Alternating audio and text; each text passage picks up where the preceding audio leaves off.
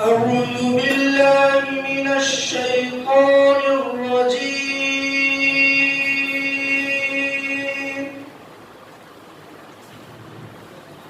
بسم الله الرحمن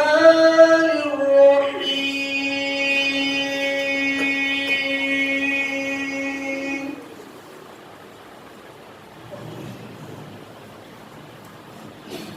إن المتقين في ظلال وعيون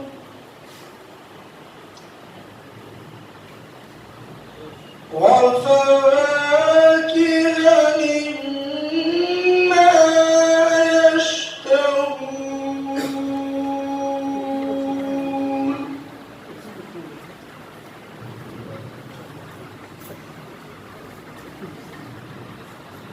كلوا واشربوا هنيئا بما كنتم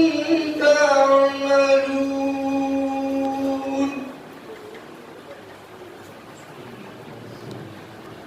إنا كذلك نجزي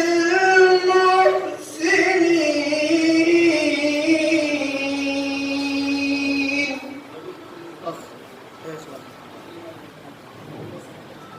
ويل يومئذ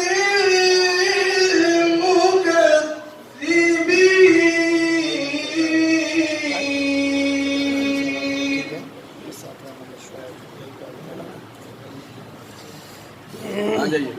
كلوا وتمتعوا قليلا إنكم مجرمون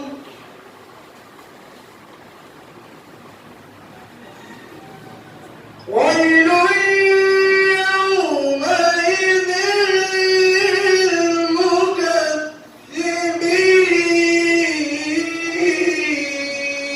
للمكذبين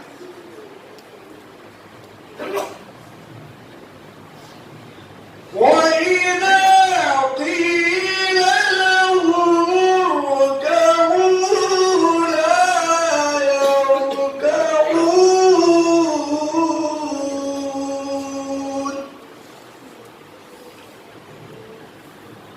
ويل يومئذ